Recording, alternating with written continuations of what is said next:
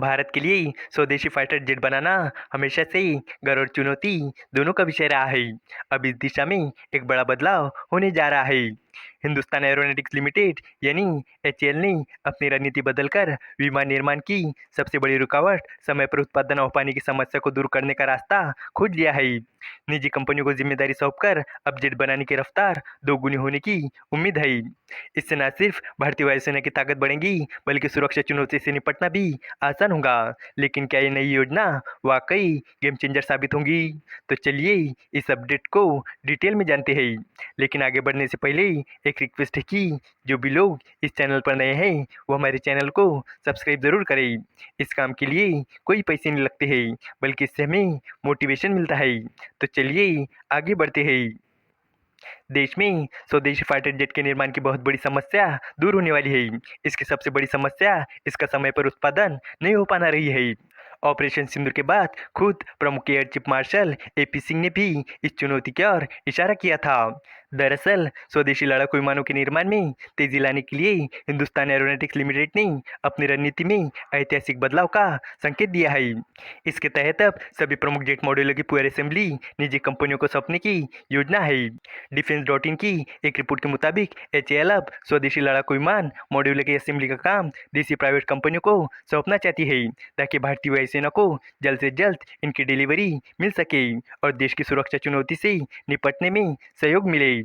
HAL को लेकर जो खबर आई है उससे उम्मीद है कि तेजस MK1 या और आगे चलकर तेजस MK2 और एमका यानी एडवांस मीडियम कॉम्बैक्ट एयरक्राफ्ट लड़ाकू विमानों के निर्माण के काम में भी बहुत तेजी आने वाली है और इनकी डिलीवरी की दर दोगुनी होने वाली है।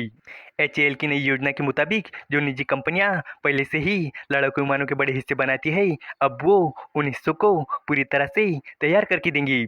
इसका मतलब है कि एचएएल की फैक्ट्री में उन्हें सिर्फ आखिरी काम यानी फाइनल टच देना होगा। इसका मतलब यह है कि अब जो हिस्से एचएएल की असेंबली लाइन तक पहुंचेंगे वो पहले से ही पूरी तरह बने हुए होंगे, यानी उनमें वायरिंग, हाइड्रोलिक सिस्टम और जरूरी उपकरण पहले से ही फिट रहेंगे।